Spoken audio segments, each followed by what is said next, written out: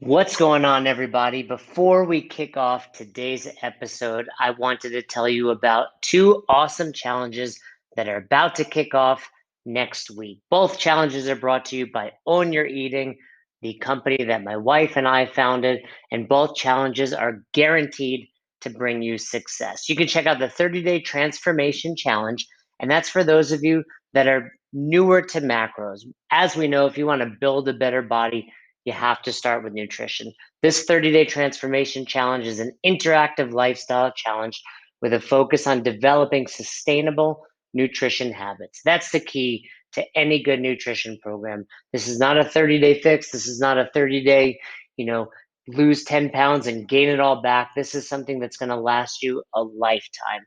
You can sign up with your friends and your family to make this an even more fun and motivating experience. In addition to that, we have our 30-day Get Lean Challenge. This is designed for those of you that are a little more knowledgeable when it comes to nutrition. We're going to take those nutrition habits and your fitness to the next level. If you've already tracked macros or if you've taken part of our other challenges in the past, this is exactly for you, helping you push past any plateau. And we're going to incorporate some things such as nutrient timing, fasting, and much more. This is a great challenge for those of you really looking to bust through to that next level. You can find both of these challenges on SugarWOD, link in the show notes. And if you use the code BESTHOUR, that's best hour, you'll get 10% off. I highly recommend you guys checking it out. And if you have any questions, of course, you can reach out to me. This next challenge starts September 14th. Like me, we've all been putting our nutrition, our fitness off on the back burner. Quarantine, pandemic, all these things that are going on in life. It's time to take back control of your own nutrition. It's time to take your body, your health, your mind, your spirit, everything to that next level. Let us help you out with these Own Your Eating challenges. Again, link in the show notes. Use code BESTHOUR for 10% off. All right, everybody, welcome back to the best hour of the day. Fern here, and we're going to talk about the sexiest topic within entrepreneurship, which is insurance. I'm here with a good friend, Vaughn, Vernon, who is with Affiliate Guard. And just for full disclosure, I have been using Affiliate Guard for, I don't know, probably at least 3 years, I think. So I'm pretty familiar with what they do. But I was recently going through some things basically that were prompted to me by Vaughn and the team with regard to things I need to do with insurance. And I was like, hey, this is probably a relevant topic that we should talk about because there's a lot of things changing in the space and there's nobody better to talk about it. So thanks, brother, for your time. I know you're a busy man, particularly as we were talking before we hit record. So I appreciate it. No, thanks for having me. Really appreciate the time. So real quick, so I know everybody's I would say like a decent percentage of folks in the CrossFit space are familiar with Affiliate Guard, but for those of you who are not, go ahead and give us like a quick rundown of kind of like who you are, what you guys do, and then we'll kind of dive into some details on topics and stuff. Sure.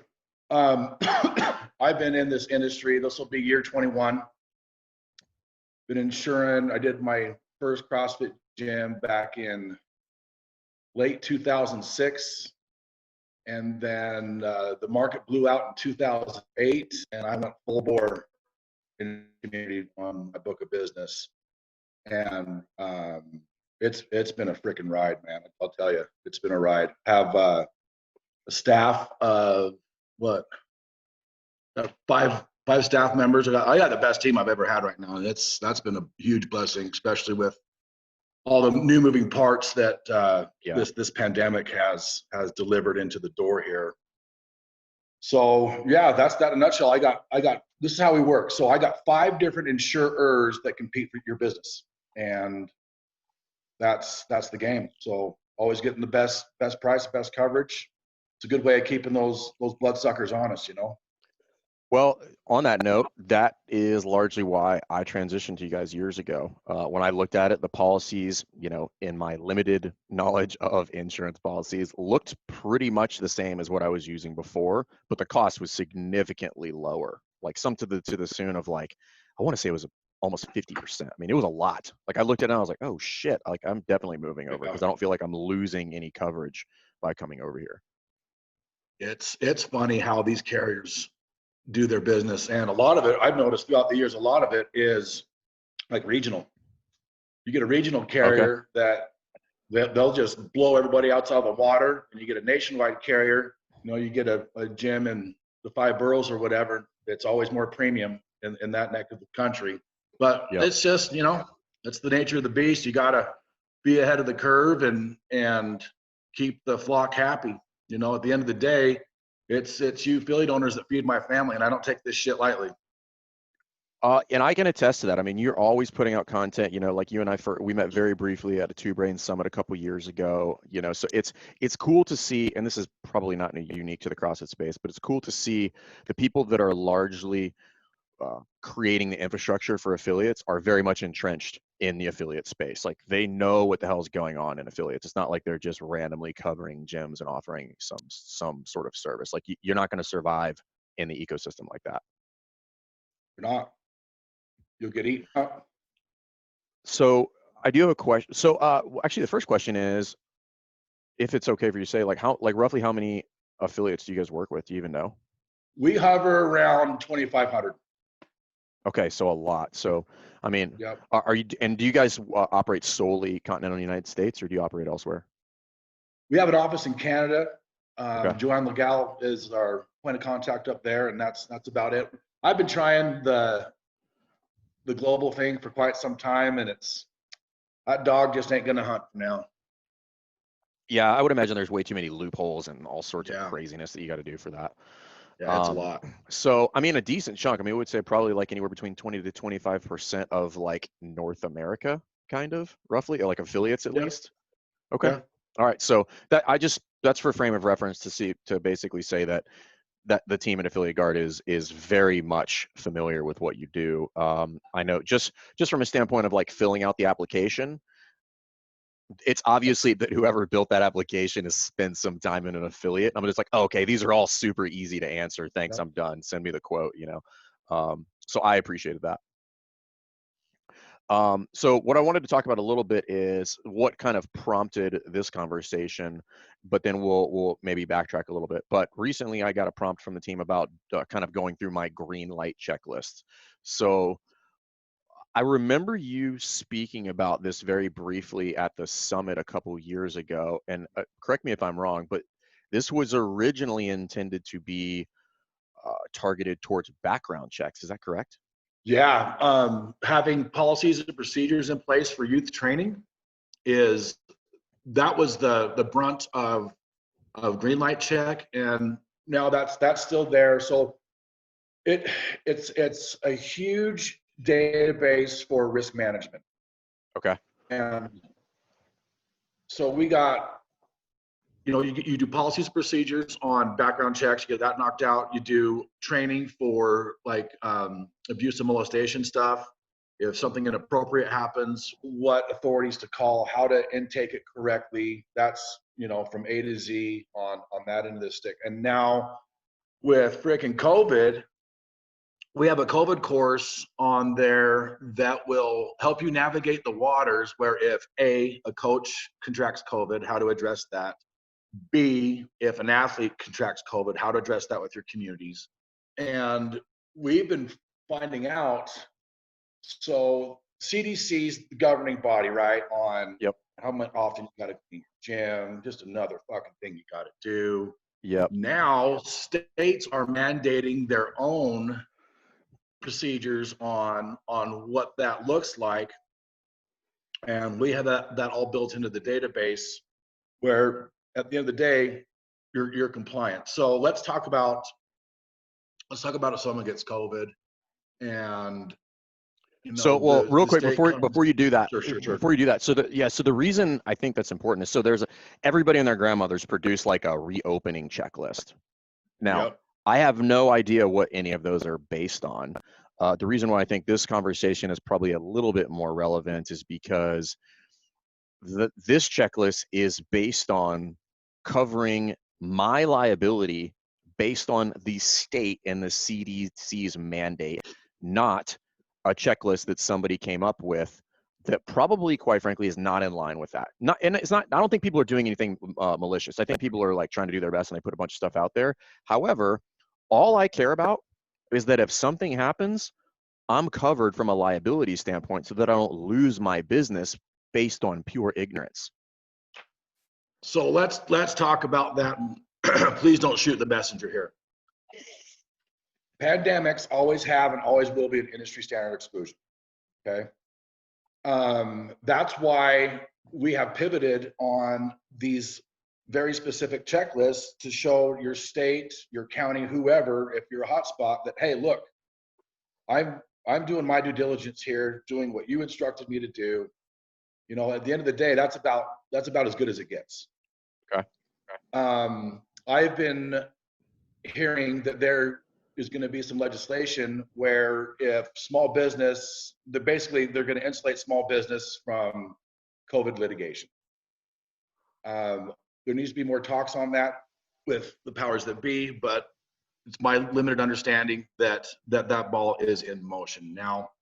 I mean, that makes sense. Otherwise, all you're going to see is just a waterfall of just ridiculous, litigious people who are just like want free money. Yep. And unfortunately, that's the society we live in. That's true too. That's a different topic. You know, it is.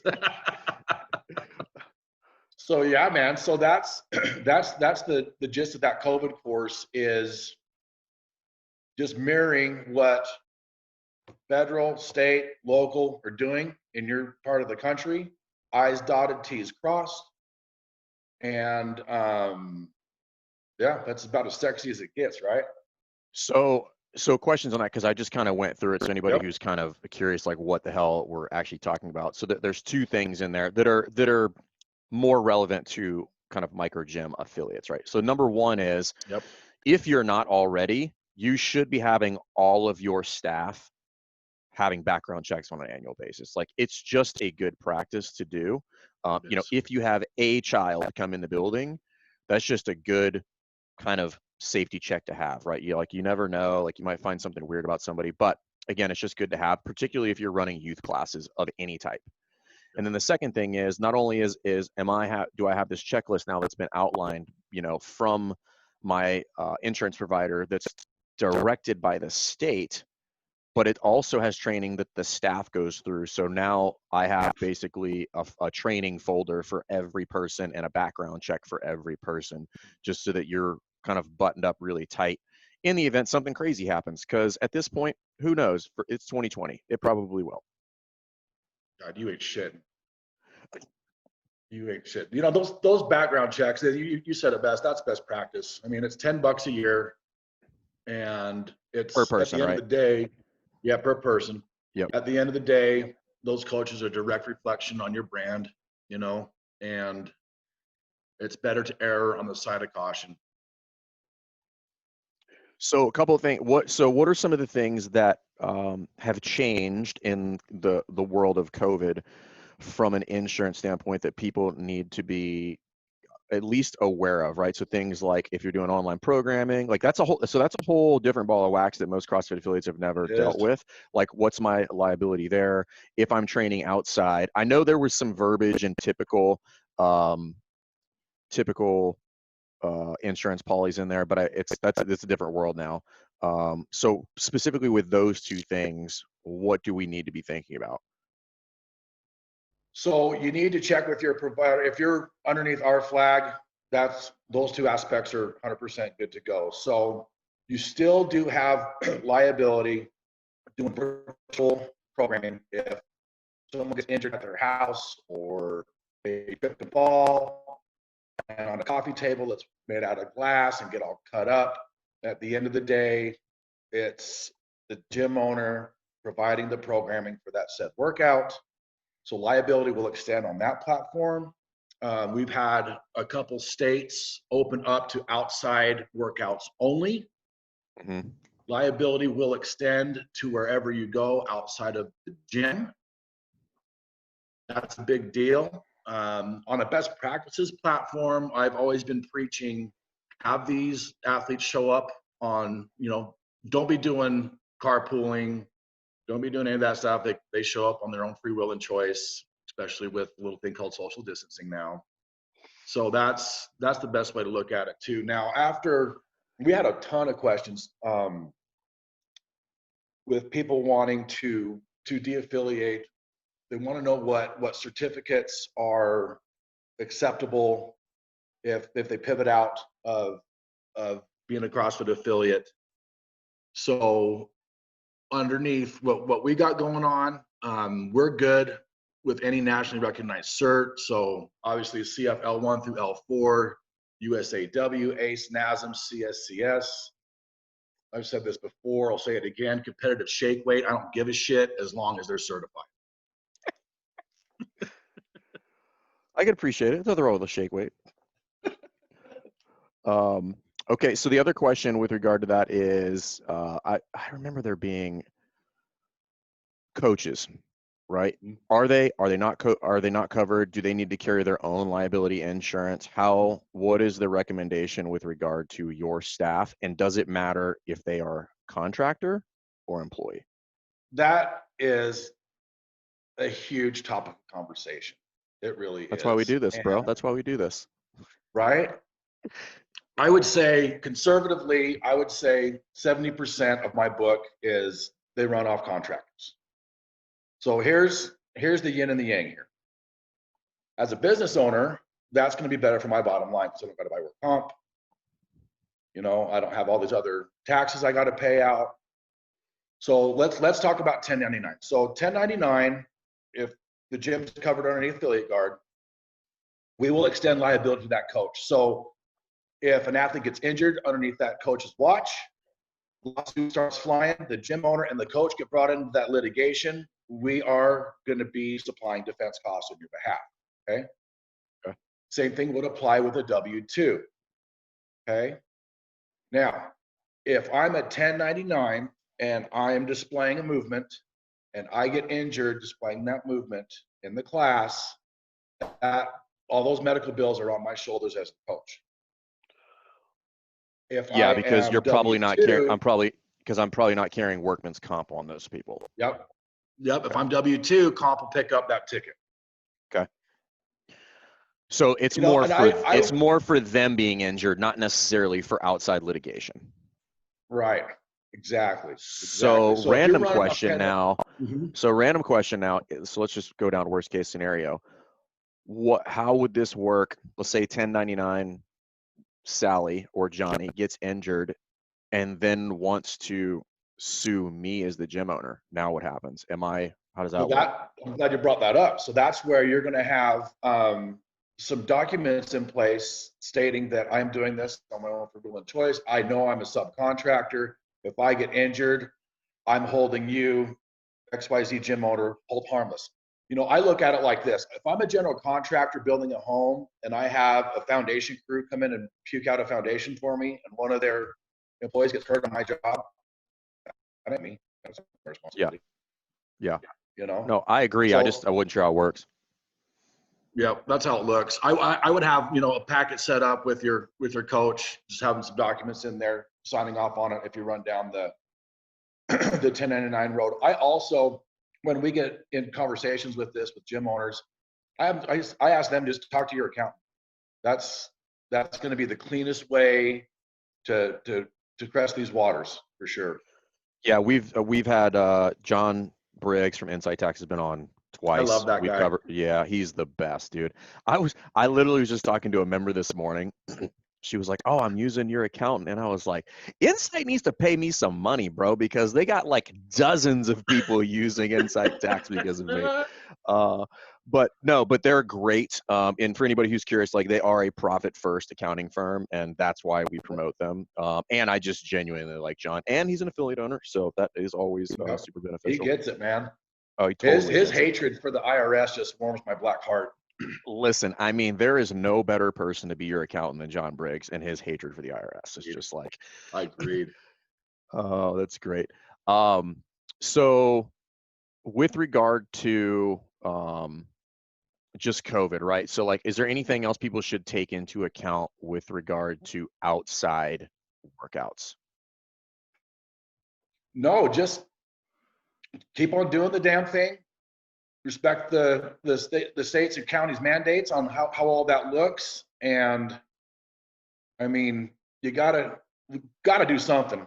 I mean, yeah, having this country. I got to bare my chest to you. So April, what was it? Half of March, April, going into May was the hardest time I've ever had in my career. Hearing the Oh, I can't even story imagine. over and over again of people going out of business and having such long relationships with them, man, heart just bleeds. I mean, yeah, that was fucking rough. It's been really rough to see. And unfortunately, I think this scenario exposed largely the affiliate model's greatest weakness, which is that like there's a lot of people who are just running bare bones, who are not running profitable businesses and have zero wiggle room to negotiate anything like this. And it has just decimated some gyms. You know, like I don't think it's going to be weird if we see a 10% loss in affiliates over 18 months, if not more. I do not disagree. So moving forward, so great. Go ahead. No, you're good, dude. No, go ahead. Watching some of these landlords, man, holy shit, not budging a iota, nothing throughout this whole thing. This is a topic. Mind-blowing to me. It's crazy. So I had a guy that you may have met him. I'm not sure. A guy named Jeff Westmoreland. He's a lawyer down in Louisiana, from the great state, my state, Louisiana. I live in Virginia now, but I'm from Louisiana. And he largely represents landlords. But I brought him on because like that was the topic of conversation for months. It's just like, what in the fuck do I do about my lease and my landlord? And I talked to, so my experience was I've been in the game long enough to know when the landlord's kind of full of shit and when the landlord's not, just because I understand how it all works at this point. And the number of people that just willy-nilly paid rent when they probably should not have was frightening. You know, people just like, well, I mean, we paid rent because we thought we had to. And I'm like, you have no business. You're forcibly shut down by the government. I'm like, you shouldn't pay anybody anything, like at all. And because if it does come to light that you are going to do all that, you can make that right later. We can settle up at a later date and make it right. But once I give that money away, I ain't getting it back. Landlord's not giving it back to you. He's not going to be like, oh yeah, you know, here's your money back. So it's been tough to watch, man. And some of that is just due to lack of experience from an entrepreneurial standpoint. Just being like, you're not going to kick me out of here, bro. Like you're not. Because you're not bringing in another tenant here. There's nobody coming in here, at least in my building. You're not coming in here. Nobody's leasing 11,000 square feet from you anytime soon. Like I'm fully aware of how this works, right?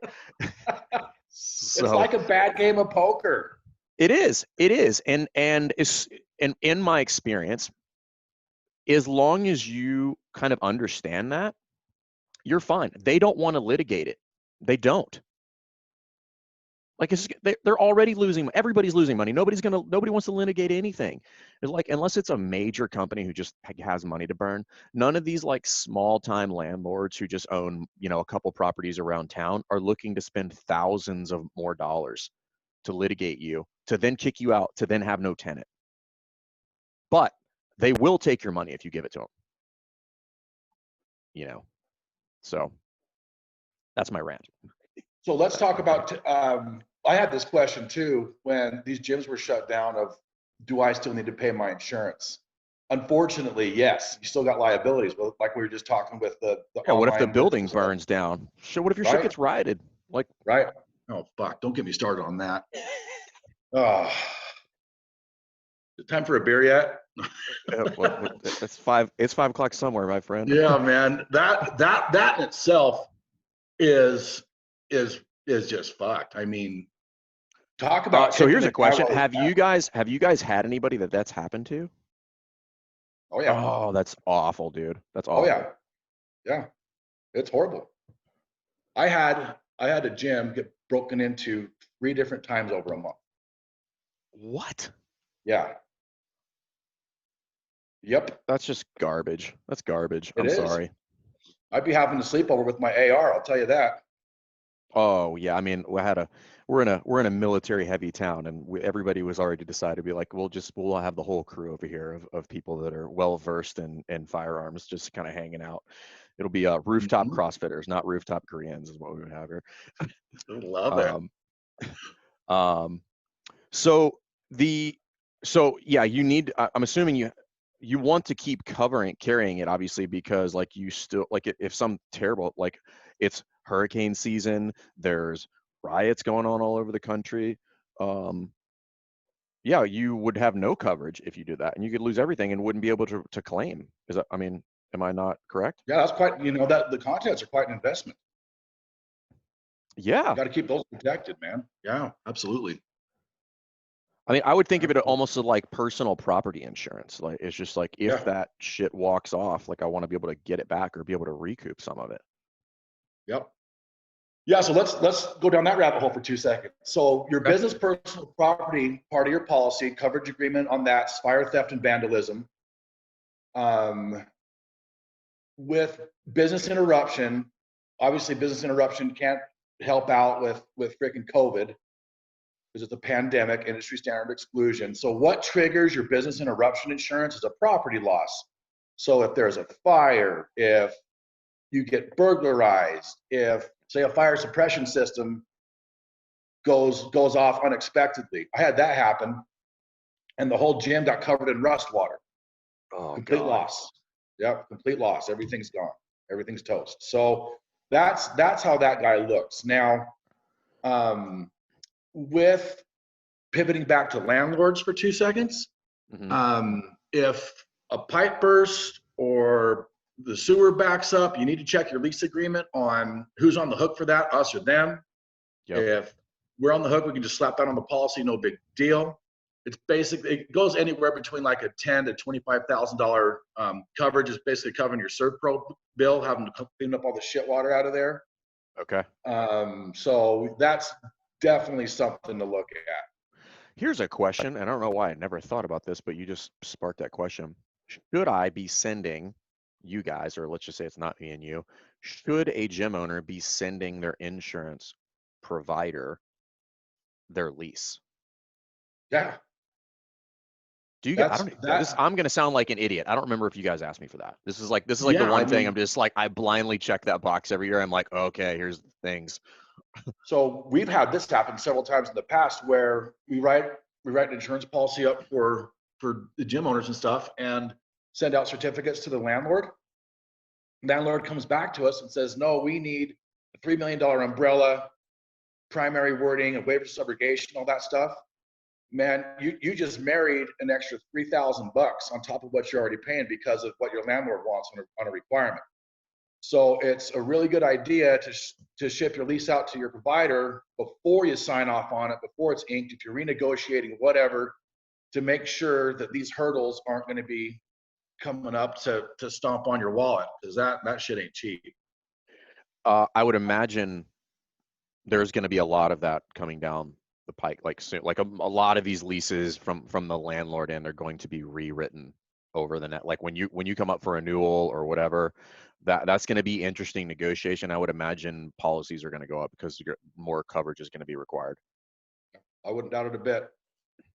I wouldn't doubt a bit. But yeah, that conversation literally takes 5 minutes on our end of the stick Okay. with you guys. So All right. So yep. to put that one on there, send send insurance my lease. Here's another question that just always comes up. What should gym owners be doing? Who should they be going through? I'm pretty sure I have to send you a copy of my waiver, correct? That people sign when they come to the Correct. facility. Is that correct? Correct. So can you? I don't even know where to start. Can you talk about waivers for a second? Yeah. Yep. So it is, waivers at the end of the day are our first line of defense if we get sued for bodily injury claim, right? So that's when we get sued, that's the first piece of paper we give to whoever's trying to sue us, see what they're going to do. Some states waivers are about as good as a fart in a windstorm. Yep. That's God's honest truth. But it's just best practices. And once those waivers get pierced, and then we go down the litigation road. So that's how that looks. So for waivers, like it's utility. Is that based on state laws? Is it based on how it's written, or is it a combination of those two? Combination of those. That's very, very good point. Every state has different litigation protocol when it comes to waivers of liability. Okay. We have templates out the ass, but whatever you're going to fly with at the end of the day, have legal counsel in your state approve it. Yeah. And oddly enough, we've been having a couple different states require COVID waivers. We have resources for you guys on that as well. All five of my insurers, as of this 5 minutes, do not require that on your waivers. Should that change, we'll let you know. But if you need any of those COVID templates, flip me an email. I'll have the team get them out to you for your review. That's interesting you bring that up, because that's now required at all CrossFit seminars in person, at least for the time being. That just changed recently. So like Really? everybody that comes in, they have to sign on site upon registration or check-in that morning at a level 1 or a level 2, have to sign a COVID waiver. Yeah. Wow. Yeah.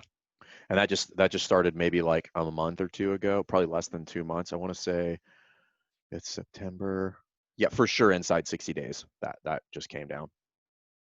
So yeah, I get it. I mean, like everybody's trying to cover their ass, which is smart, you know. But it's just, the reason I think this conversation is important is because this whole thing has thrown a monkey wrench into everything, and nobody really knows up from down. So everybody's just like trying to cover their ass on every front, like as hard as possible. So, Yep. Yeah, so here's what I appreciate about your team, and if you want to talk about this more, please do, is it's very similar, and it seems that a lot of you guys roll in the same circles. So I mean, you're familiar with the team at Forever Fierce, right? Mm-hmm. Yeah. So like what you guys do is very similar to what they do. Is your team prompts my team of upcoming requirements, and then how to fill them. Like, rather than just saying, hey, your insurance is up for renewal, give us your money, you guys send me all the things that are pertinent, like on a periodic basis. Be like, hey, things that you need to be like, and that was the whole green light check thing, where I was just like, I didn't even know this was a thing, and you pinged me like 4 times. They're like, hey, shit's due tomorrow, bro, like get on it. And I was just like, oh, I'll do these 98 modules overnight, you know. It's just Right. like, I gotta tell you, there's other providers out there that are fearmongers. They just like to create fear. They don't give you any solutions, man. If you're gonna create pain, give a fucking solution to the problem so you can move on with life, you know? agreed. And that's one pivot point I like to hang my hat on. Is here's the keys to the car. Here you go. You're good. See you later, you know? 100%. You're like, yeah, but how do I drive it? You're like, oh yeah, we forgot to cover that. We forgot to cover that. Yeah. Yeah, so those are the two things that I've appreciated about what you guys do. A is obviously cost, because you know, in full disclosure, like I have no beef. I was using RRG before and have zero beef with RRG. Like, but when I looked at it and I was comparing policies, I was like, well, damn, man. I mean, like, I love the company, but I don't know that it justifies paying an additional 60% on my policy in order to do that, right? So that was why I switched, and it was solely based on cost. And I was like, it's gonna save me like a couple $1,000. So, Yep. what else should people know about Affiliate Guard? Like, if they have questions, who should they reach out to, or what are some of the more email. what are some of the more outside of the box things that might come about here? I just say check out that COVID course if you want those COVID waivers or whatever. Vaughn at affiliateguard.info. You can call the office. All of our contact info is on the website there. And come open enrollment for healthcare. We're going to have something pretty exciting for this community to look at, and we'll save that for a later date and time when I have some more information to share with you. Yeah, we were talking about that before we hit record, but it's definitely something on people's mind, is like gym owner healthcare. You know, most that's just, healthcare is a nightmare. But then, for myself as a gym owner, I'm weird. I don't have to worry about it. My wife's active duty military, so I'm good forever. Nice. But a lot of people are not, right? And then healthcare can get insanely expensive, which is wildly annoying if you're in this demographic of uber healthy people, and it's always been just supremely irritating that there is no solution that would match me with an appropriate policy, where it's just like, I never get sick. I have almost no risk for chronic disease. The only thing that is really probably going to happen to me is some weird catastrophic event of like, I get, I don't know, some weird exotic disease or like an accident. Like, why should I have to pay the same as somebody else who's going to the doctor twice a month? Right. And sits on the couch all day. Yeah, all day, Yeah, and all like, day. yes, I may sustain an injury, but like, we all know CrossFitters are like the healthiest human beings on earth. So, Yeah. I'll tell you what, a shoulder surgery is a go hell of ahead. a lot cheaper than type 2 diabetes. By leaps and bounds, my friend, by leaps and bounds.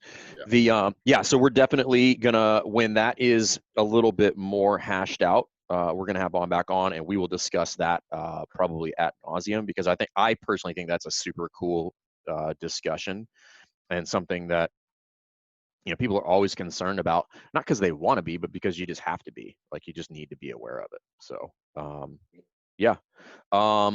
Where can they go to just kind of like, if people want to stalk you guys at Affiliate Guard? AffiliateGuard.info. Okay. That's the website. Cool. Awesome. Well, listen, brother, I appreciate your time. Anything else people need to leave this podcast with? I think that'll do it for this 5 minutes. Cool. Awesome. Thanks brother. for having me on. I really enjoyed the time. Yeah, absolutely. And if you guys have, if something comes up, if you guys have like these weird one-off individual questions about your insurance, your waivers, or all that stuff, you guys can either go directly to Affiliate Guard, or if you don't want to DM us, you can go to us. We'll hand you off to Vaughn and the team, and they'll take care of you. I can attest to that because I've been using it for years. So, all right, brother. Thanks a lot. I appreciate your time. Okay. Thanks, man. Thanks again for listening to Best Hour of Their Day. If you haven't already, do us a favor, head over to the Apple Podcast app and leave us a review. We'd love to hear from you. If you have any questions, comments, concerns, feedback for either Fern or myself, hit us up, besthouroftheirday@gmail.com, or send us a DM over on Instagram at Best Hour of Their Day. Once again, we couldn't do this without the amazing community, and you are a part of it. Thanks for listening. Thanks for supporting Best Hour of Their Day.